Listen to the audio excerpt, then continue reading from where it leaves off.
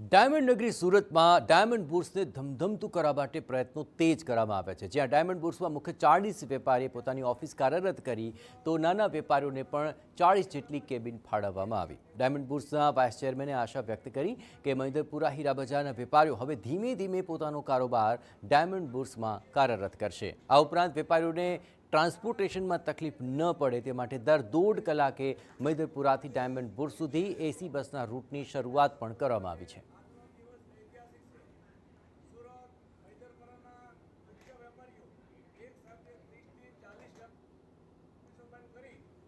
કે સુરત ડાયમંડ બુર્સમાં એસડીબીમાં આપણા બહુ બધા વેપારીઓએ આજે એમની નવી ઓફિસો ચાલુ કરે છે, એનું શુભ મુહૂર્ત છે।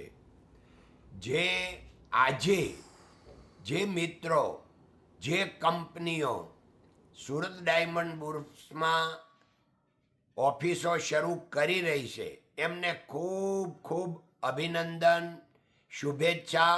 હવે નાના વેપારીઓનું ભાડું જે છે એમ ખાલી 15,000 રૂપિયા મહિને રાખ્યું છે। એની અંદર એસી, ફર્નિચર, ટેબલ તમામ વસ્તુ આવી ગઈ। એને પોતાના માલ સામાન લઈને જ આવવાનું રહેશે, એટલે એને એકદમ નહીં નફો નહીં નુકસાનના ધોરણે અમે કેબિનો આપી છે।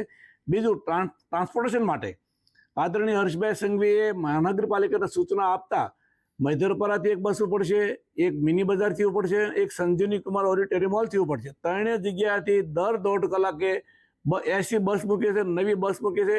એની અંદર સિક્યુરિટી સાથે ડાયમંડ બુર્સ જવાની વ્યવસ્થા કરવામાં આવી છે।